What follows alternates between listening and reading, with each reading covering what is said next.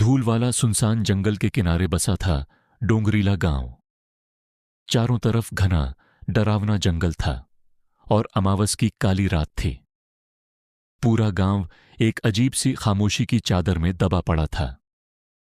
बस दूर जंगल से कहीं कुत्तों के भौंकने की और सूखी हवा के पत्तों की आवाजें सुनाई दे रही थीं।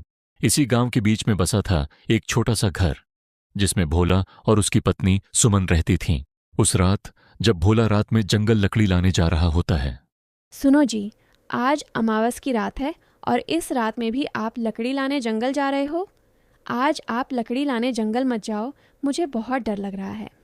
अरे ओ सुमन, तुम डर क्यों रही हो? अगर मैं लकड़ी लाने जंगल नहीं गया तो हमारे घर का खर्चा कैसे चलेगा? तुम चिंता मत करो, मैं जल्दी लकड़ी लेकर जंगल से आ जाऊंगा। पत्नी ने इतना समझाकर भी भोला रुका नहीं।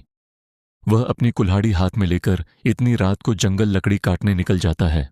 दूसरी तरफ उसी गांव के बीचों बीच पुराने बरगद के नीचे बनी रामू की चाय की दुकान से धीरे धीरे बुझती अंगारों की रोशनी चमक रही थी।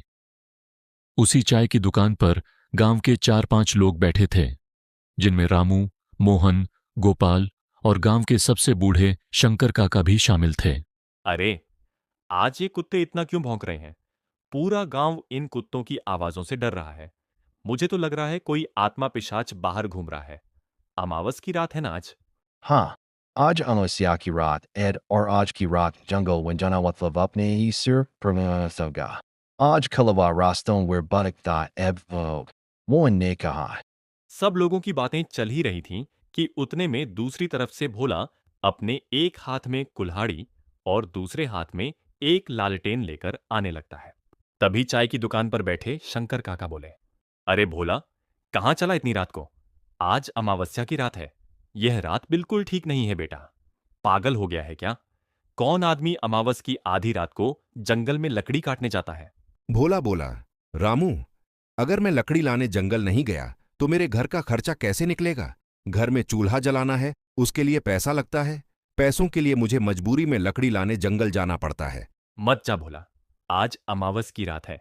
जंगल में आज कोई इंसान नहीं, बल्कि वो छलावा घूमता रहता है। शंकर काका ने फिर समझाया। इतने में एक जोरदार ठंडी हवा चली। लालटेन की लौ एकदम लहराई और जैसे किसी ने पास में ही हंसकर फुसफुसाया हो। सबके रोंगटे खड़े हो गए, लेकिन भोला डरा नहीं। वह अपनी कुल्हाड़ी लेकर आगे बढ़ गया। गांव की आखिरी बाउंड्री पार होते ही सुनसान डरावने जंगल का रास्ता शुरू हो जाता है। रात का अंधेरा और भी भयानक हो गया था। पेड़ों की टहनियां हवा में हिल रही थीं। भोला रुक जाता है। कौन है? कोई है तो सामने आ जाओ। पर जवाब सिर्फ सन्नाटा था। तभी अचानक उसे एक परछाई दिखी जो आगे पेड़ से उतरकर खेत की तरफ चली गई, मगर चाल इंसान जैसी थी। भोला ने हिम्मत की और बोला, कौन है रे?